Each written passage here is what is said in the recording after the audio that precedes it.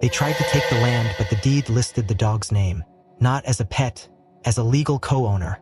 While lawyers argued and bulldozers moved in, it was Shadow, the German shepherd, who stood in the way alone. He wasn't barking randomly, he was speaking in code, and when the court refused to listen, his camera told the truth. This isn't just a fight for property, it's the story of a dog who understood loyalty deeper than any contract. If you believe some bonds are bigger than laws, stay with us. Like, comment where you're watching from, and subscribe if you're ready to witness what one dog did when no one else could. The gravel crackled beneath the tires of Malik's rusted Ford Ranger as it crawled up the winding path leading to the lakeside cabin. The early autumn breeze swept through the pines like a soft sigh, stirring leaves in slow-motion swirls as if the forest itself was waking from a long sleep. Malik sat quietly behind the wheel, his gloved hands still gripping the steering wheel even after the truck had come to a stop. He looked out at the cabin, the A-frame with its moss-covered roof and sun-bleached porch railings standing in quiet defiance against time.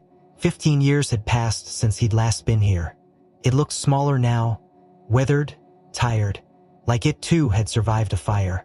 In the passenger seat, Shadow sat upright, ears perked, dark amber eyes scanning the unfamiliar territory. The black and tan German shepherd had been Malik's partner during some of the worst fires in the state's history. He wasn't just a dog, he was a survivor. A warrior. The scar behind his right ear and the slight limp in his back leg were reminders of the building collapse in Phoenix that nearly killed them both. Since then, they'd been inseparable. Malik stepped out of the truck and took a deep breath. The scent of pine, wet bark, and lake water hit him like a memory. He closed his eyes and saw his uncle's silhouette. Big hands, deep laugh, always barefoot. Uncle Elijah had died of a stroke 6 months ago. Malik had missed the funeral, missed a lot of things actually over the years. But he was here now, and this cabin, this plot of land was all that remained of the only family that ever gave a damn about him. The screen door creaked open with a reluctant groan. Inside, dust blanketed every surface, but the layout remained untouched. The fireplace of river stones, the two-person couch that felt like it was built just for reading, and the antler chandelier Uncle Elijah made from a shed he found on a hike. Shadow padded in silently, nose low, tail cautious.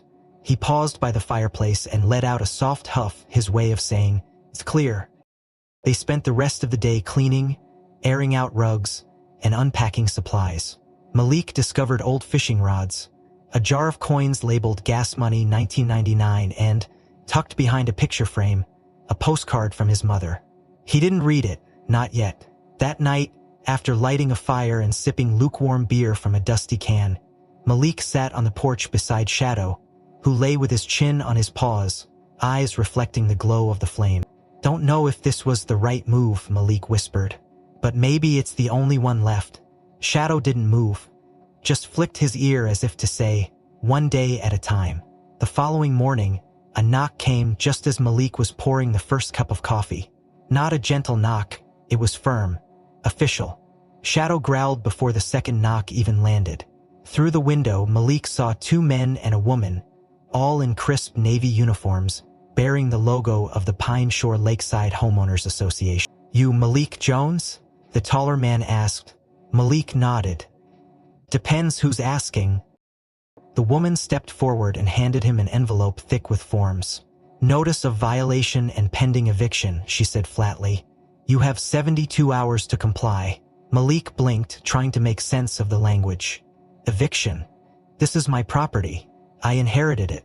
Per the HOA bylaws, you are in breach of safety regulations, noise ordinances, and unregistered residency," she replied. "I just got here." "Doesn't matter," said the shorter man.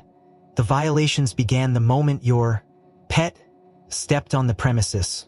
Malik frowned, flipping through the pages. His eyes stopped on a clause labeled, "Canine violation, threat to community safety." "You're evicting me because of my dog?" "Not you," the woman clarified. "The eviction notice is addressed to Shadow. The dog is the problem. You're just his handler." Malik laughed, but it came out hollow. "You're joking." "You take threats seriously," the man said, glancing nervously at Shadow, who sat calmly behind Malik but didn't break eye contact. "There've been complaints, growling, intimidating posture. That's considered a behavioral red flag." He's a retired rescue dog, Malik said. He doesn't even bark unless you give him a reason. Regardless, the woman said, tucking a pen behind her ear. If the animal isn't removed from the property, further action will be taken. They left as quickly as they'd come, disappearing into a black HOA-banded SUV with tinted windows. Malik stood in the doorway for a long time, papers in hand, shadow beside him like a living statue. He dropped the envelope on the kitchen table and muttered, "Well, buddy, we're not exactly getting a warm welcome." That evening, Malik took Shadow on a walk down to the dock. The lake was still, reflecting the sky like a secret held too long. The sun dipped below the tree line and the chill in the air returned. As they walked back, Malik noticed a small red light blinking on the tree line, a motion camera facing directly toward the cabin. His jaw clenched, Shadow stopped, ears alert. He was already sensing it, the wrongness. "Looks like someone's been watching," Malik said under his breath. "Guess we're not alone out here after all." Shadow let out a single low growl. Malik didn't sleep that night. He sat on the porch with his boots up on the railing and his eyes scanning the black sheet of the lake, broken only by the faint ripples of wind and the red blink of the surveillance camera he'd spotted. The notice still lay open on the kitchen table inside, and Shadow curled at his feet like a coiled spring of quiet readiness. Malik couldn't shake the feeling that something more sinister was at play, that this wasn't just about property lines or barking complaints. It felt target. The next morning, Malik headed into town. Pine Shore had changed in 15 years. The old gas station was now a boutique espresso bar, the bait shop replaced by a realty office with posters of sparkling condos and white-roof developments. The town felt polished in a way that made his boots feel dirty just by walking down the sidewalk. Inside the HOA office, a glass-walled building with stone accents and chrome chairs, Malik stepped into the icy chill of manufactured hospitality. Behind the front desk sat a man who looked like he had a Bluetooth earpiece surgically attached to his head. "I'm here about the eviction notice," Malik said. The man glanced at the screen, frowned slightly. "Name, Malik Jones," he replied. The man typed, "Ah yes, Lot 12, Layside Perimeter, Jones Cabin. You'll want to speak to President Duvall." He gestured down a hallway lined with framed photos of ribbon cuttings and charity fundraisers. At the end of the corridor was a sleek office, wide windows overlooking the lake, and standing behind a desk was Claire Duvall. Late 40s, polished blonde hair in a tight chignon, posture like she owned the county. "Mr. Jones," she said, voice smooth as oiled wood. "We've been expecting you." Malik narrowed his eyes slightly. "Funny, I wasn't expecting to be welcomed with threats." She smiled without humor. "You don't issue threats. We enforce community standards. I trust you've read the violations." Malik stepped forward. "I read them. And I also read that you're trying to evict my dog." Claire's smile didn't falter. "We've had several complaints. Aggressive posture, predatory behavior. This is a family environment. We can't allow dangerous animals." "He's a rescue," Malik snapped. "A war survivor. He saved lives. He's trained better than most people I know." Claire's expression darkened just a shade, but she kept her voice steady. "You may not be aware, Mr. Jones, but I served 12 years in animal control. I've seen what trained dogs can do when they're triggered." Malik folded his arms. "Is that so?" Her eyes flicked to a certificate on the wall. County Division of Animal Control, Director Emeritus. His gaze dropped to the name beneath. That was when something clicked. Claire Duvall. A name he'd heard once before, years ago, in a news article, an exposé on a mass euthanasia order signed off during an internal scandal. One of the state's largest canine rehab centers had been decommissioned. Shadow had been pulled from the ashes of that raid by a firefighter who refused to let him burn. "You were the one who shut down Loma Creek Canine Recovery," Malik said slowly, piecing it together. Her smile froze. "They acted within policy." "You ordered them burned," Malik said, voice cold. "And my dog, he was the only one that made it out alive." For a second, Claire's composure cracked. Her eyes narrowed. That center was a liability. The dogs were unstable. "We did what was necessary." "You murdered working animals," Malik said, stepping forward. "And now you're doing the same thing but with paperwork instead of gasoline." Claire straightened. "Watch your tone. This isn't about history, it's about the community. And your cabin sits on land that, according to our updated maps, includes HOA a shoreline, specifically the dock you've been accessing. Malik stiffened. That dock's been there for 50 years, my uncle built it, which he never registered, Claire said smoothly. We've leased that waterfront to several members over the last 2 years. You're technically trespassing. Malik clenched his jaw. Show me the survey. She handed over a laminated printout, slick and too perfect, the kind made by a lawyer's intern rather than a state assessor. Malik left without another word. Back at the cabin, he pulled out the original deed his uncle kept in a metal box under the floorboards. Shadow watched from the doorway, tail still, ears alert. Malik ran his finger over the yellowed parchment, tracing the edge where the property line clearly extended 20 feet past the shoreline. They're lying, he said, almost to himself. But we need more than this. That evening, he walked with Shadow down to the dock. The wood creaked beneath their weight, aged but firm. The setting sun turned the lake into a pool of copper light. Malik looked down. Something caught his eye near the edge of the first piling. He knelt, pushed aside some moss, and saw it 3 parallel scratch marks, carved deep into the wood. Malik looked at Shadow. You smell something, he growled softly.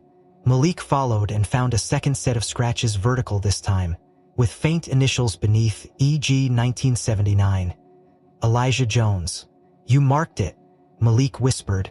You knew someone would try to take this.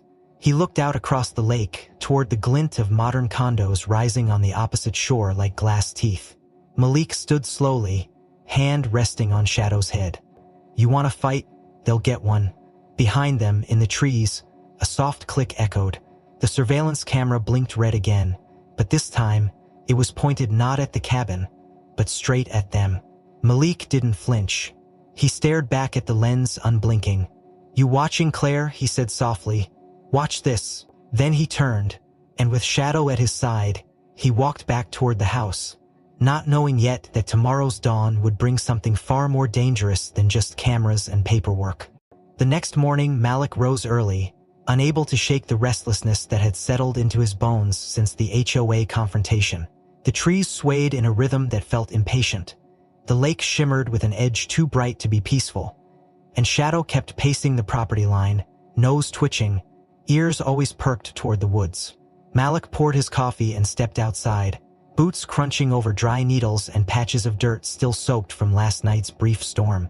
Something gnawed at him, not just anger, not even the sense of being hunted, but the feeling that this cabin was holding back a secret, like the walls had been listening for years and now waited for him to ask the right question. Shadow stopped at the edge of the garden. He didn't bark, didn't growl, just stood over a spot of soft earth and looked back at Malik with a gaze that said, dig here. Malik frowned. You is it, boy? He crouched down, pushing away the weeds and dead leaves. The soil crumbled easily under his fingers, as if it had been disturbed recently, or maybe years ago, and packed again with intent. He grabbed a small hand spade from the shed and began to dig. Shadow didn't move, just watched silently, his breathing slow but focused. 6 inches in, the sound changed. A dull metallic thunk echoed through the ground.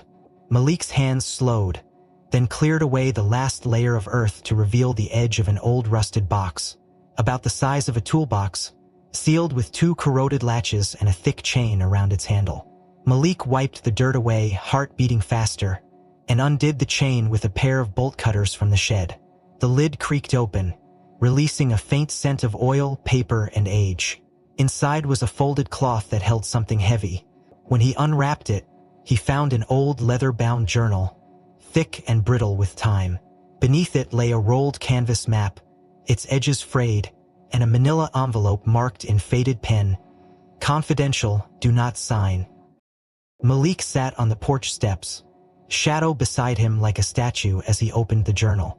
The first page bore the scrawled name Elijah Jones. The handwriting was tight, deliberate, every line penned with intent. Malik turned pages slowly. Each entry was dated, stretching back more than 2 decades, detailing storms, repairs, sightings of deer and foxes. And then, halfway through, the entries shifted. June 12, 2009, Claire Duvall visited again, said she represented Lakeside Growth Partners. Offered to buy the property outright for $75,000, 0 cents. Said it was more than fair. I told her no. She smiled like a wolf and left without another word. Shadow barked for 2 straight hours that night. Malik turned the page. July 1, 2009. Convenient. Claire's name is now on the board. I've started documenting everything. I think they're trying to make a legal case to seize the land through zoning violations. They can try. Malik's fingers tightened on the pages. The man had seen it coming. All of it.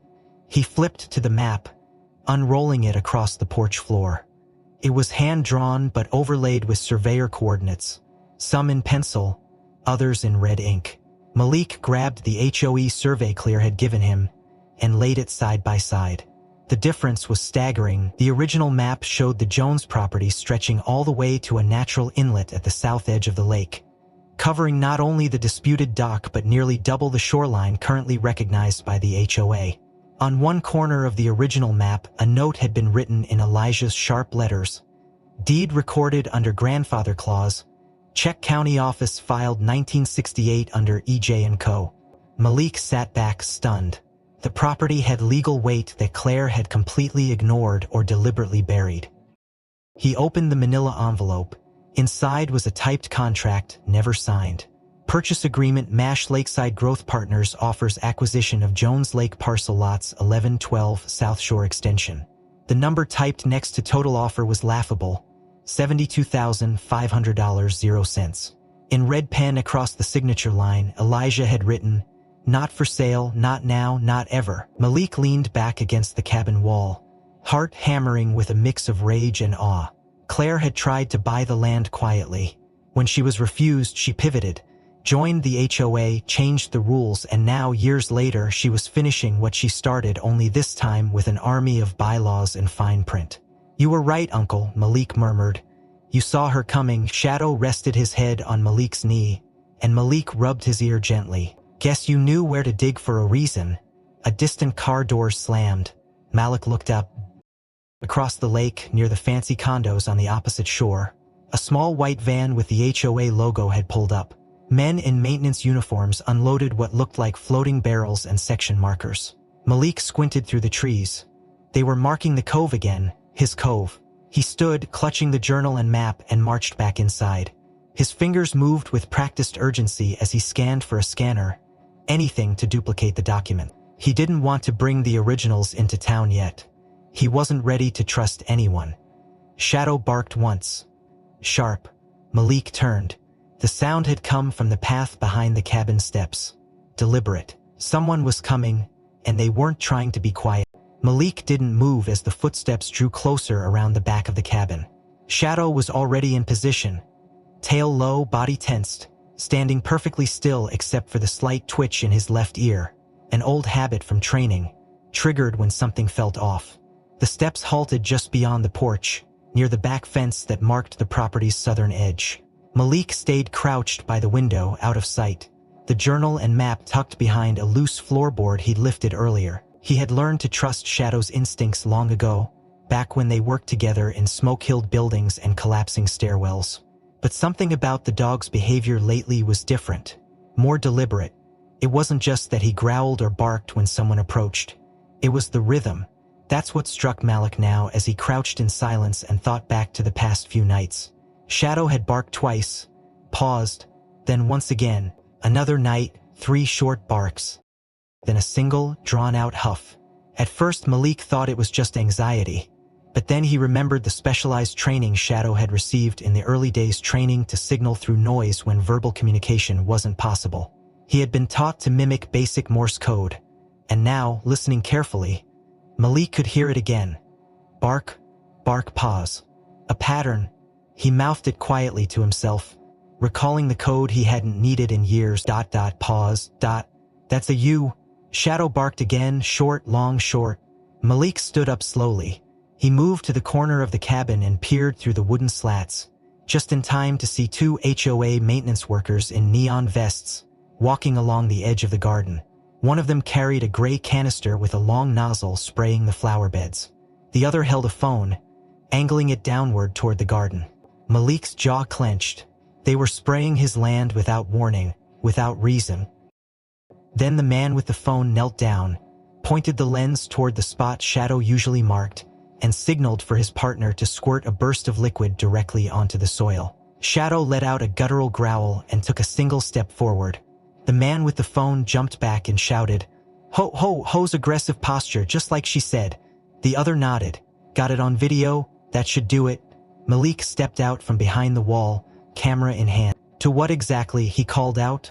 Both men stiffened. The one holding the sprayer nearly dropped it. Sir, we were authorized to apply selective herbicide in common spaces. HOA protocol. Malik raised an eyebrow. This is private land? My deed line ends 12 feet past that azalea bush. You're spraying my soil, the man stammered. We were told this section had been reassigned pending review. Reassigned without a legal transfer, Malik snapped. Try again. The man with the phone pocketed it quickly. Look, we were just following orders. From Claire? Malik asked. From the board, the man replied. And who's filming my dog while you trespass and poison my garden? They didn't answer. Malik took a slow breath, then whistled twice, sharp, quick bursts. Shadow trotted to his side and sat. Malik clipped a small black module from under Shadow's collar and held it up. You see, Shadow records everything. Body cam grouse. Warproof? Both men exchanged looks. We're leaving, one muttered. Probably best, Malik said, stepping aside. They hurried off down the path, their vests glowing faintly in the light of the late morning sun. Malik turned to Shadow and crouched beside him. Let's see what you got, partner. Inside, Malik plugged the module into his laptop. The feed opened with a time-stamped file list, each labeled by date and time. He scrubbed to the current day. The video showed everything, the men entering without permission. The spraying, the setup for the phone camera, the forced growl. And most importantly, it captured the command from the man with the phone. Make him look dangerous. I want a good angle for the complaint. Malik sat back in his chair, chest tight with fury. They're not just trespassing, they're manufacturing violations. He pulled out his old external hard drive and began compiling the footage with the scanned documents. The deed, the map, the rejected purchase offer. This wasn't about neighborhood rules. It was targeted harassment. And now he had proof. But something still gnawed at him. Why now? Why come after this cabin with such force after all these years? Why fabricate violations? Forge maps? Send cameras to spy on a veteran firefighter and his dog? Malik opened the journal again, flipping to the final pages. Shadow lay by the door, ears twitching each time a branch snapped outside. Malik's eyes caught an entry dated just weeks before Elijah died. They want the cove. I heard it again from the man at the hardware store. Claire's company is planning to build a full-service marina. Condos, boat slips, private docks, they need my shoreline. Without it, the access isn't deep enough, she offered again. When I said no, she smiled and said, some fights get easier when the other side is gone. Malik swallowed. This wasn't about Shadow. It never had been. This was about the land, about water rights, about profit disguised as policy. And if Claire thought he'd roll over like others before him, she had picked the wrong man and the wrong dog. He copied the files onto a flash drive, slipped it into a fireproof case and tucked it under the floorboard beside the journal. Just as he replaced the plank, Shadow let out a sharp pattern of barks. 3 short, 1 long. Malik froze. New code, he whispered. Back. The knock came at dusk, soft but steady, like someone who didn't want to be noticed but needed to be heard. Malik stood just inside the doorway, a hunting knife clipped discreetly to his hip, Shadow beside him silent and alert. They had been on edge since the last confrontation, and neither man nor dog had relaxed much since the video footage was captured. Malik opened the door slowly, letting it creak just enough to let the visitor know he was being watched. On the porch stood an older man in a worn windbreaker, the kind government employees wore when they didn't want to look official but couldn't help it. His ball cap read Pine Shore Fall Fest, and his eyes were tired in the way only guilt can exhaust someone. Mr. Jones, he asked, voice just above a whisper. Malik nodded. You need something? The man glanced around, then stepped forward quickly. You don't know me, name's Russell Burke. I'm on the HOA board, finance committee. Malik's posture stiffened. Then you're part of the problem. Not exactly, Russell said. That's why I'm here. I'm not supposed to be, but he looked down at Shadow, who was sitting motionless, watching every twitch of the man's body. You remember the kid that fell in the lake last spring? Russell continued. It was cold, late March, snow still on the ground. Malik gave a slow nod. I read about it. Kid was pulled out by a dog. Russell smiled faintly. That was your dog. Shadow. My son. He wouldn't be alive if it weren't for that dog of yours. Malik's jaw clenched, but he said nothing. Russell reached into his jacket and pulled out a manila envelope. That's why I'm here. Claire doesn't know I made copies. Malik stepped back, gestured with a tilt of his head. Come in. Once inside, with the blinds drawn and a pot of coffee between them, Russell laid the documents out on the table. We've had our suspicions for months, he said, flipping through line-item reports, emails, and budget breakdowns. Community dues have increased nearly 30% since Claire took over. But none of that's gone into infrastructure. No repairs, no new amenities, nothing. Instead, it's been funneled into development reserves. Malik narrowed his eyes. Development for what? That's just it, Russell said, sliding over a printed email chain. Turns out Lakeside Growth Partners Claire's real estate venture is hemorrhaging money. 3 of her condo builds failed inspection last year. 2 were hit with lawsuits over foundation defects. She's out of cash and behind on multiple commercial loans. Malik scanned the printouts. You're saying she's using HOA money to float her private business? Russell nodded, using it as a slush fund, essentially. But she can't keep it going much longer. The plan was always to expand the lakeside marina, then sell high-end slips to private buyers. But she needs your shoreline. It's the only place deep enough for large vessels. And your dock sits at the perfect angle for construction access. Without it, the whole resort is dead in the water literally. Malik leaned back slowly, breath steady but cold with realization. That's why she's pushing so hard, not just for control, she's desperate. Russell looked at him with grim confirmation. Exactly, that's why the violations, the cameras, the threats. If you hold out, she loses her golden ticket. If she breaks you, she gets to survive. Malik turned back to the documents. And this? He asked, pointing to a ledger labeled Emergency Infrastructure Expenditures. That's the cover. She's classifying her fund transfers as pre-approved utility upgrades. The problem is, there's no paper trail showing board approval. No vote, no minutes. She's making executive decisions outside the bylaws. Malik's mind raced. The footage of the garden poisoning, the falsified property maps, the fake complaints, now all of it was stacking into something more than corruption. It was criminal. You're willing to testify? Malik asked. Eventually, Russell said. But I have to be careful. Claire's well connected. Her cousin's the county clerk and her husband plays poker with the sheriff every Thursday. You need to be smart. Malik nodded slowly. I've been collecting my own file. When the time comes, I'll make it public. Russell hesitated, then pulled out a flash drive. This has everything you need to link the accounts. Wire transfers, contract signings, internal emails. Just don't let it fall into the wrong hands. Malik took it, thumbed the smooth plastic edge. Russell chuckled nervously. Guess he remembers me. Malik gave a rare smile. He remembers everything. After the door closed, Malik inserted the drive into his laptop. The data confirmed everything. Payments from the HOA's official account to an entity called LGP Operations LLC, which had the same tax ID as Lakeside Growth Partners. Attached invoices described land surveys, dock renovations, and community rebrand, all conveniently vague, all totaling over $600,000. But then Malik found something else. A memo from Claire herself, written 2 months prior. Phase 1 contingent on Parcel 12 acquisition. If no voluntary transfer, proceed with alternate compliance enforcement methods. Timeline non-negotiable, investors growing impatient. Malik stared at the screen. Parcel 12 was his lot, alternate compliance enforcement was code for harassment. And the timeline? It explained the sudden escalation.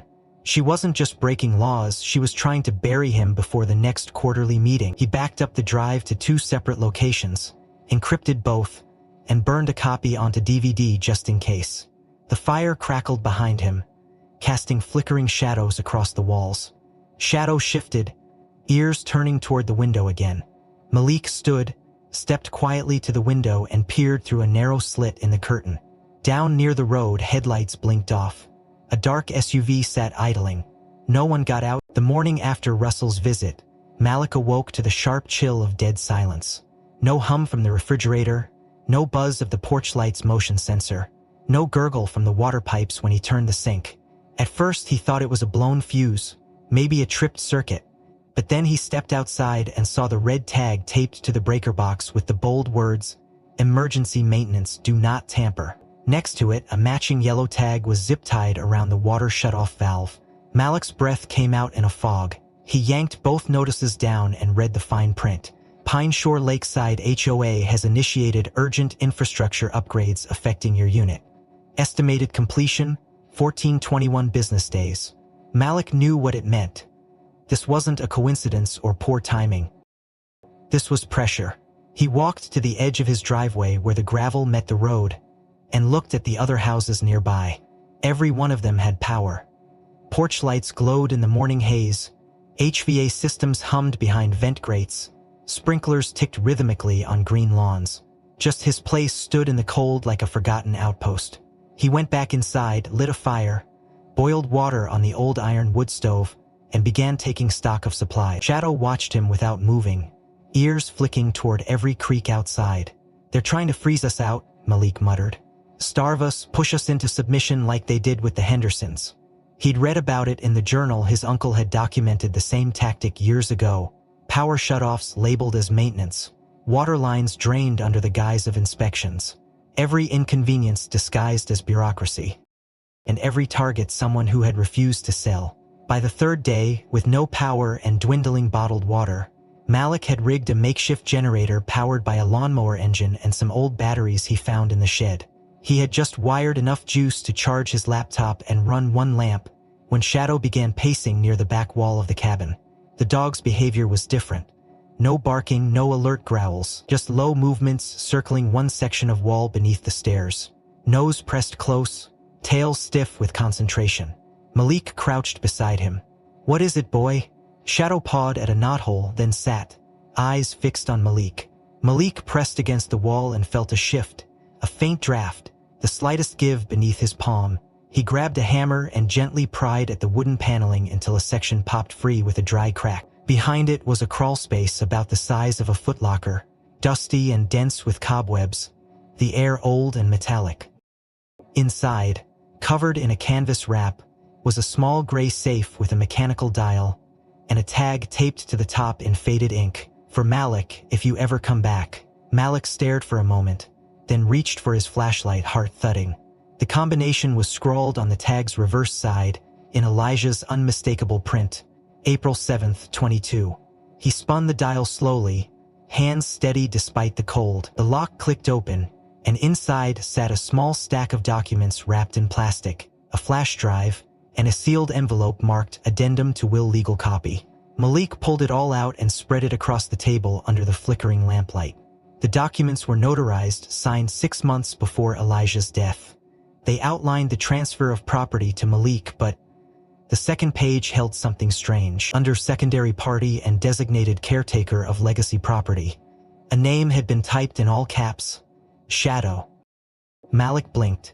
Below it, the text read, "In recognition of service, protection, and companionship, Shadow shall be recognized as co-beneficiaries of the property known as Parcel 12.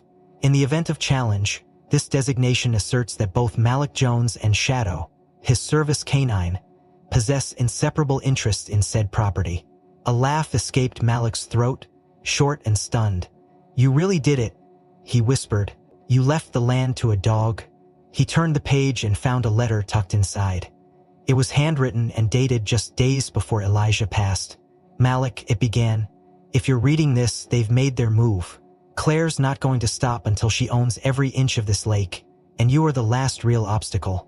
I couldn't hold them off forever, but I knew you'd come back one day. I knew Shadow would lead you here. The world won't understand leaving land to a dog, but you and I both know Shadow isn't just a dog. He's family, and he'll protect this place long after I'm gone." Malik closed the letter, exhaled hard, and glanced over at Shadow, who sat perfectly still, as if he too remembered every word his former master had ever said. That night, as snow began to fall lightly on the cabin roof, Malik scanned the documents, duplicated the flash drive, and backed everything up to an encrypted cloud server. The generator buzzed faintly in the corner, its rhythm steady but strained. Outside, in the distance, a faint metallic clunk echoed from the direction of the dock, followed by hurried footsteps on wet leaves.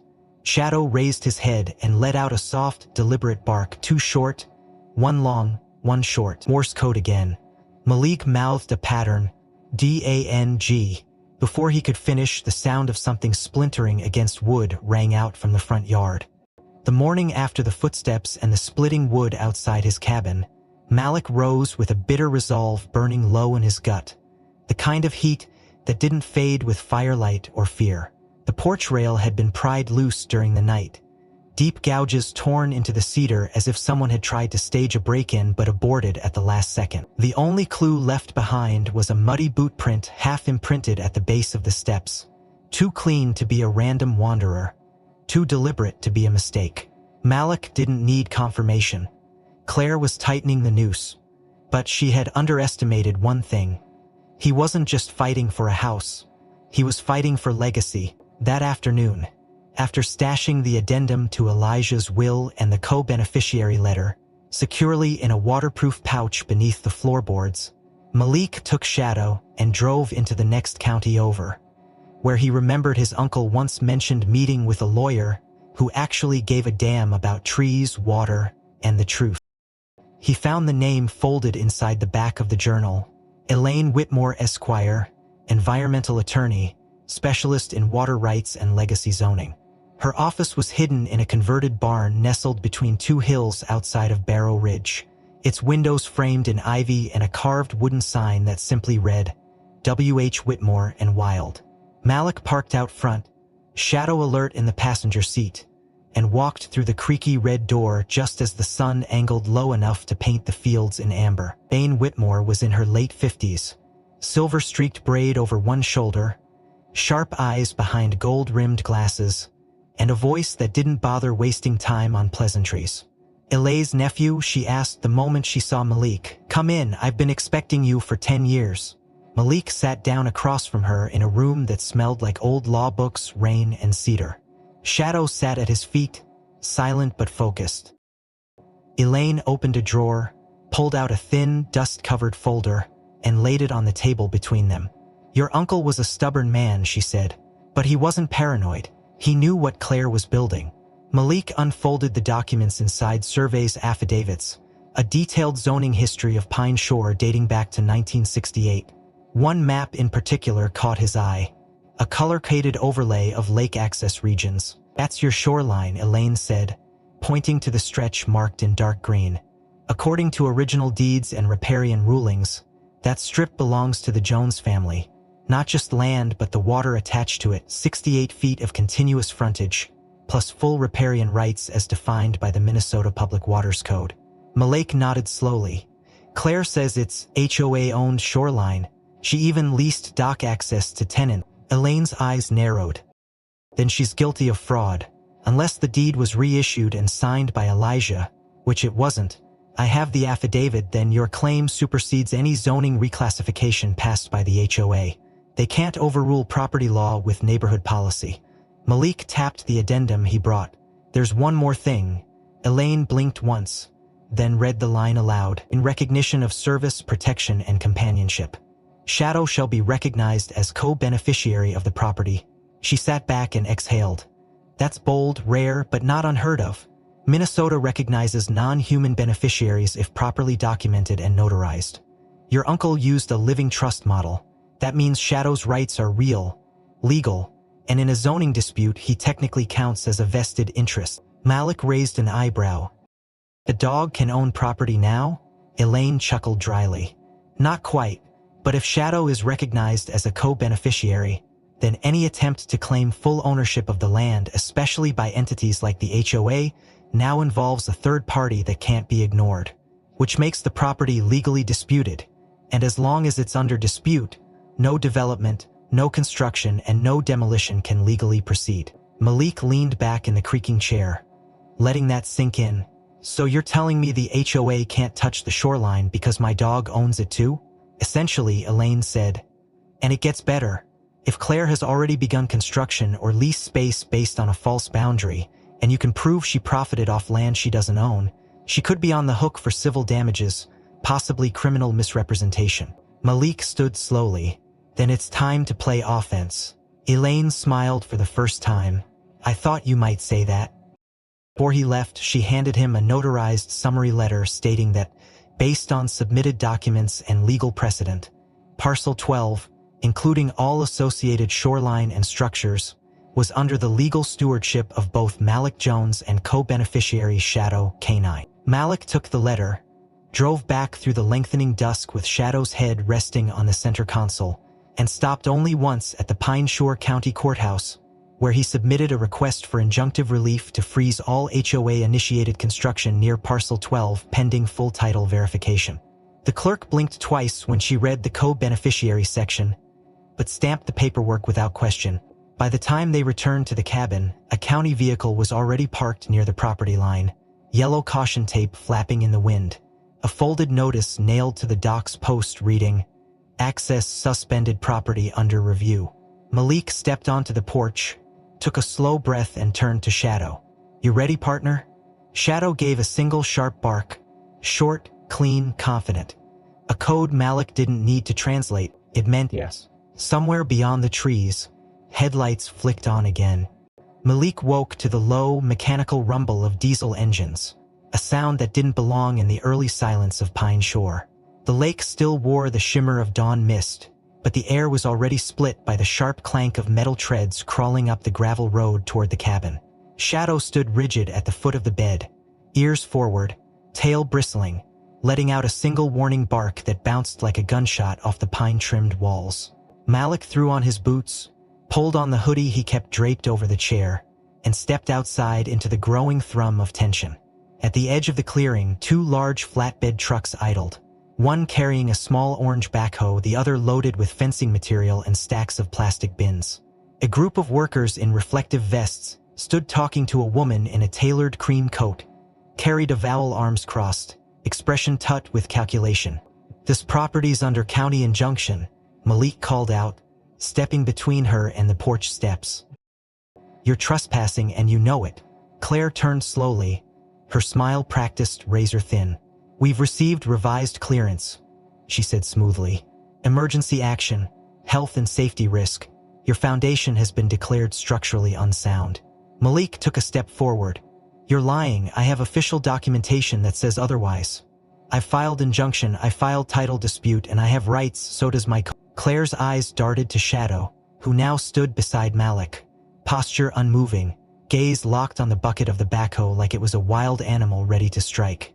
"That's not legally binding," she hissed. "It's just a dog." "He's more than that," Malik said. "And if you touch this house, you're violating state law." The backhoe operator revved the engine and began moving the arm.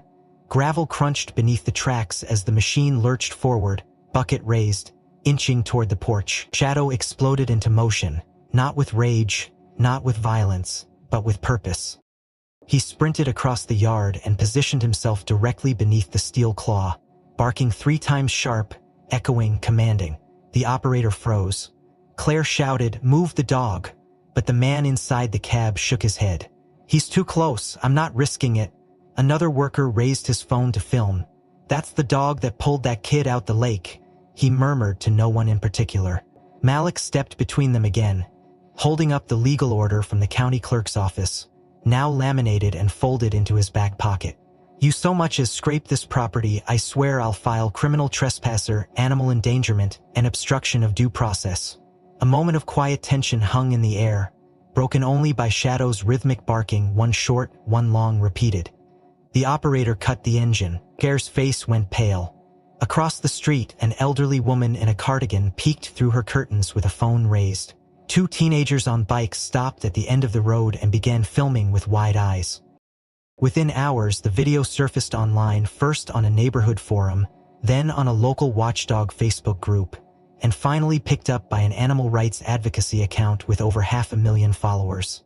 The caption read, "Rescue dog stops bulldozer to protect veteran's cabin from illegal HOA demolition."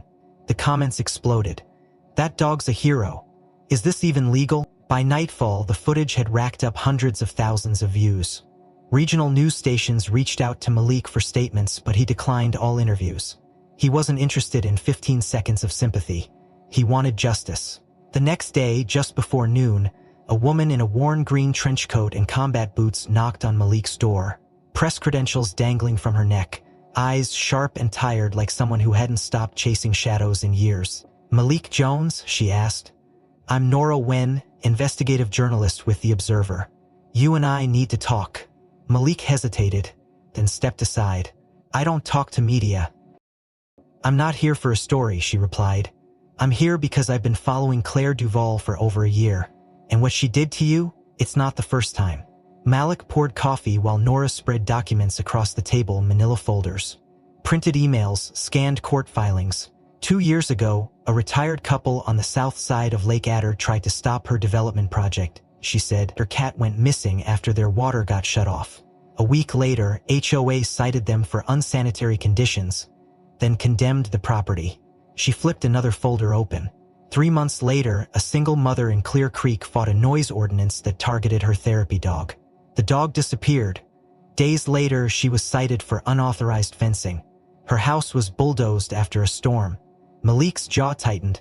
"She targets pets. She targets bond," Nora said. "Family. Any emotional anchor that keeps people from folding. And she uses HOA bylaws as cover." She pulled out a file labeled Duval Holdings Internal Email Leak. Her LLC, Lakeside Growth Partners, is funneling HOA funds into staged acquisitions. She sends offers, gets denied, then starts a compliance campaign. Once they crack, she flips the land.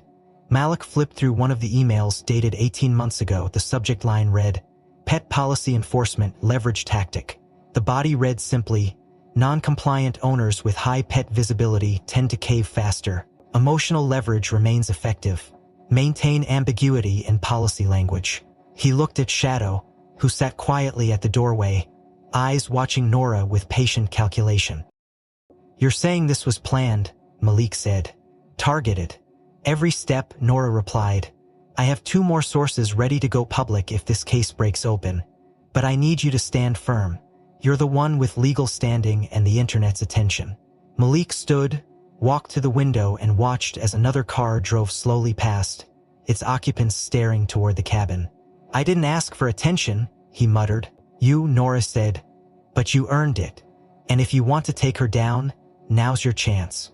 Behind them, Shadow stood and growled once, low and not toward Nora, but toward the trees behind the house, where a shadow had moved too quietly to be a deer.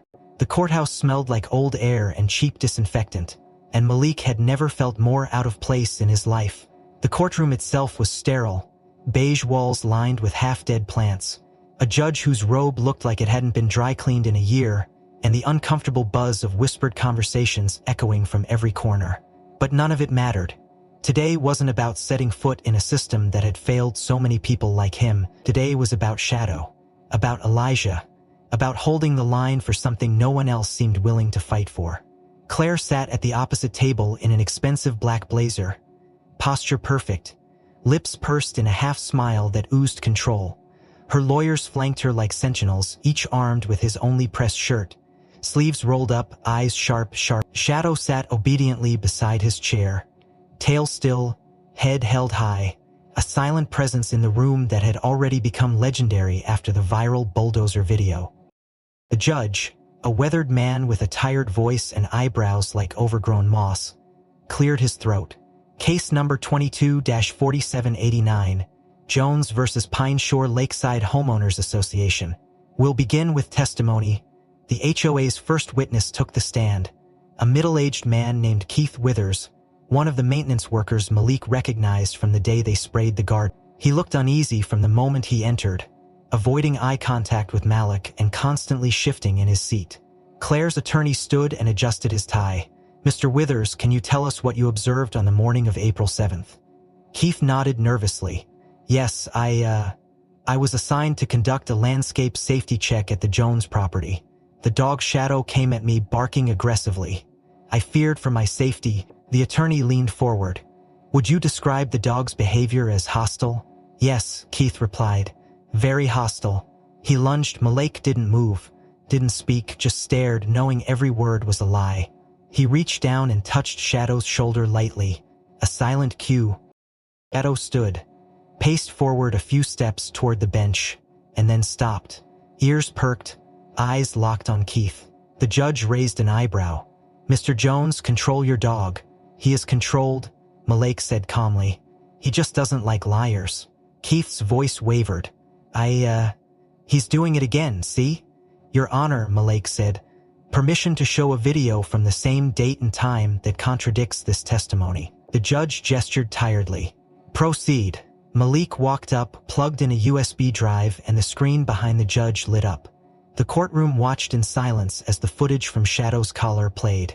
Two men spraying the garden, one of them turning toward the camera and clearly saying, "Make him look dangerous. I want a good angle for the complaint." A collective murmur rose in the room. The judge raised a hand for silence. Keith turned white. Shadow let out a low bark, short, then long, then short again. Keith flinched. The courtroom froze. Malek stepped forward. "He knows you're lying. You know you're lying. Maybe it's time you told the truth."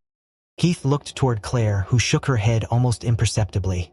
But Shadow took another step forward. Muscles coiled not in aggression but in certainty, the kind of pressure that unraveled a conscience. "All right," Keith said suddenly, voice cracking. "All right, fine. We were told to say that. We were told to document violations. She paid us extra for complaints that would stick." The courtroom exploded. Reporters at the back typed furiously. The judge banged his gavel. Claire's lawyers scrambled to respond, but the damage was done. The video, the bark, the confession, it all hit like a hammer. Malek said nothing. He didn't need to.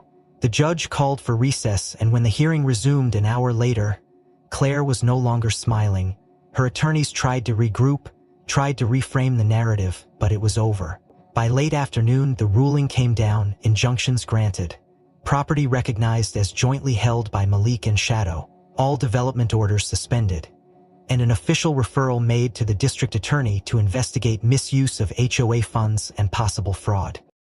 Malek stood in the hallway outside the courtroom, head down, arms resting on the bench behind him as the judge's words echoed faintly in his memory.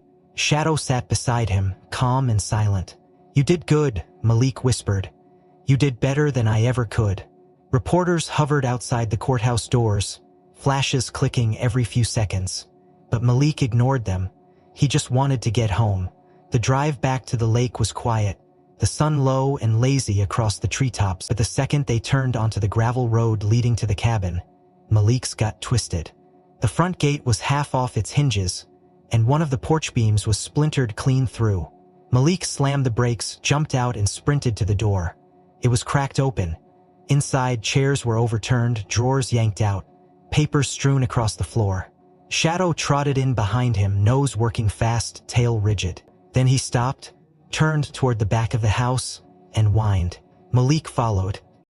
The kitchen window had been smashed, and a trail of muddy boot prints led from the entryway toward the back shed. That's when he saw it: blood. A smear of it across the floorboards and more dripping from the edge of the deck outside. "Shallows," Malek whispered, but the dog had already disappeared around the corner. Malek ran.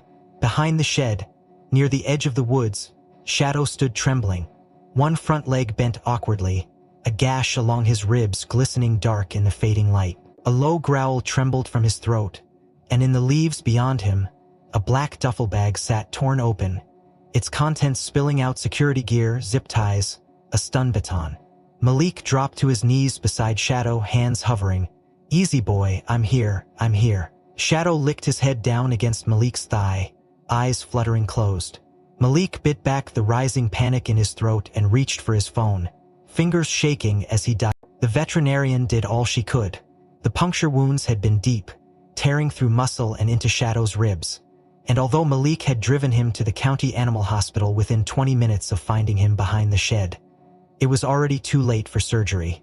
They bandaged the wounds, administered painkillers, and told Malek that the best they could do now was keep him comfortable. Malek stayed beside him every second, sleeping on the clinic floor with his back against the metal exam table, his hand resting on Shadow's side as the dog breathed in slow, shallow rhythm. He talked to him constantly, not just about the fight, not about Claire or Court, but about Arizona, about the first fire they'd worked together, about the creek they found off the beaten trail where Shadow had chased trout through ankle-deep water like a puppy, about Elijah's stew recipe, the one that always burned a little because he used too much chili powder. And Shadow listened. His ears flicked at familiar names. His tail gave the smallest thump when Malik mentioned the old couch they weren't supposed to nap on. On the third morning, just before sunrise, Shadow stirred. Malik opened his eyes and met his gaze calm, steady, proud. Shadow lifted his head once, touched his nose gently to Malik's chest, and exhaled. Then, he didn't inhale again. Malik didn't cry at first. He just held him, sitting on the cold tile floor while the sky turned from purple to gold beyond the windows, his hand resting over Shadow's still warm shoulders. It wasn't until he saw the slight tilt of Shadow's head, frozen in that final moment like he was still listening, that Malik broke. The vet gave him privacy, and when he walked out hours later with Shadow wrapped in Elijah's old wool blanket, she placed a small device in his palm, fell from his collar. She said gently, "Looked important." Malik recognized it instantly, the Micro America he'd installed weeks ago. The storage had been full, but it backed up wirelessly, and the internal chip saved the last 30 minutes. He didn't open it at first, not until 2 days later when the ache in his chest finally settled into something quieter, something solid. He sat in the cabin, the air silent, the fire low, and plugged the device into his laptop. The screen flickered to life. The footage opened not on the woods, not on the attack, but on a grainy room filled with shadows and the voices of people who didn't know they were being watched. Claire stood at the center of a long table, flanked by 3 men Malik recognized from court board members, financial officers, HOA executives. "He'll break," Claire said in the footage. "Everyone breaks eventually. We just need one more push, hit the dog, make it look like an accident. He'll cave. They always do when something they love gets hurt." One of the men shifted. "What if he does? Then we bury him in lawsuits until he drowns in paperwork." "We already have the media spin ready," another voice interjected. "And if the dog dies?" Claire's response was a shrug. "Collateral, it's an animal. The lake will forget." Malik watched the entire video in silence. Then he uploaded it to every platform he had: his site, Norwin's inbox, local news forums, a dozen animal rights groups. Within 12 hours, it went viral again. Within 48, the district attorney had launched an official investigation. Claire Duvall was served with charges of conspiracy to commit fraud, attempted coercion, and animal cruelty. She was arrested outside her gated community, her expression caught on camera for the world to see. Not composed, not elegant, but terrified. But justice wasn't enough. Malik needed something more. Something for Shadow. He spent the next month pouring everything he had into rebuilding the cabin, not just as a home, but as a sanctuary. He named it the Porter Refuge in honor of Elijah, and registered it as a non-profit retreat center for veterans and their service animals. With donations pouring in from supporters across the country, Malik expanded the deck, installed solar power, built 3 extra sleeping cabins along the ridge, and cleared a walking trail that led down to the lake where he and Shadow had spent so many mornings watching the mists rise. And there, at the very edge of the shoreline, Malik placed a bronze statue carved by a local sculptor. A German shepherd standing proud, facing the lake, ears alert, tail still, eyes calm. At the base, etched in stone, were the words, "This is our land because you fought until your last breath." Visitors came every week. Some brought flowers, some brought old collars, medals, or handwritten notes. One man left a folded American flag with a tag that simply read, "For the one who stood guard when no one else would." Children played near the trail, veterans told stories around the fire pit, and every evening as the sun dipped low and the lake lit up like molten gold, Malik stood by the statue and listened. Some days there was nothing, but on others, just as the wind curled around the trees and skimmed across the surface of the water, he swore he heard it, a single, distant bark carried across the lake, steady and strong, and he smiled knowing it wasn't an echo, it was a promise. Shadow hadn't left, he had just gone ahead to hold the line. If this story moved you, take a second to like and subscribe so you don't miss what's coming next. I'm curious what moment hit you the hardest. And where in the world are you watching from? Drop a comment and let's talk about it.